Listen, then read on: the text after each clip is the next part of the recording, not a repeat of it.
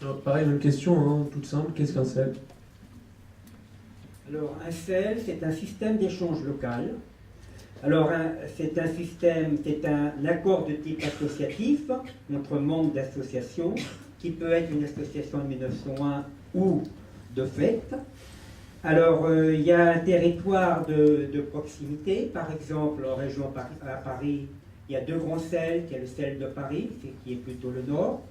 Et il y a le CEL de Paname, moi je suis au CEL de Paname, qui est plutôt le sud, 15, 14, 13e. Bon, il faut savoir par exemple que dans toute la région parisienne, dans banlieue, il y a environ une cinquantaine de CEL. Il y a même une coordination des CEL Île-de-France qui existe. Alors, qu'est-ce qu'on y échange? On y échange des services, des savoirs et des biens. Bon, d'abord, on respecte la législation pour les échanges. Ça va à des choses très simples, qui peut être de faire des courses, garder des enfants, mais aussi, pourquoi pas, des choses plus compliquées. Par exemple, de l'aide pour son ordinateur. Voilà, ce n'est limité que par l'imagination de chacun. Bon, on évite des professionnels parce que il y aurait des ennuis avec les impôts. On échange des savoirs qui peut être une langue, un savoir-faire. Nous échangeons même des biens, d'ailleurs, on fait des sortes de brocantes, mais en unité, en Paname. Alors, l'unité d'échange, on remplace l'argent par le temps. 1 heure égale 60 unités. Et dans chaque CEL, l'unité d'échange a un nom différent.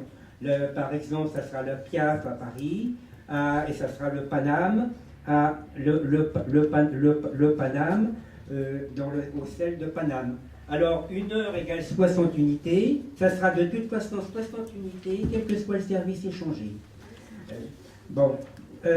Alors, les unités CEL ne sont pas convertibles en euros. Il n'a aucune valeur en dehors.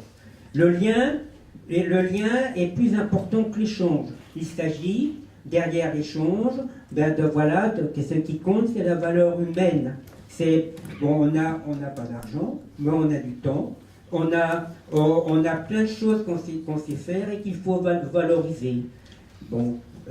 Normalement, on commence à zéro et c'est l'échange qui crée la richesse. Bon, c'est un réseau d'échange différé, ce n'est pas du troc, c'est-à-dire que l'échange va être, par exemple, vous donnez une leçon de piano, vous aurez 60 en crédit, en échange, on vous pose du carrelage, vous aurez 60 en débit. Bon, vous n'êtes pas forcé d'échanger avec votre partenaire. Ce n'est pas du troc. Bon, comment on fait? Eh bien, nous,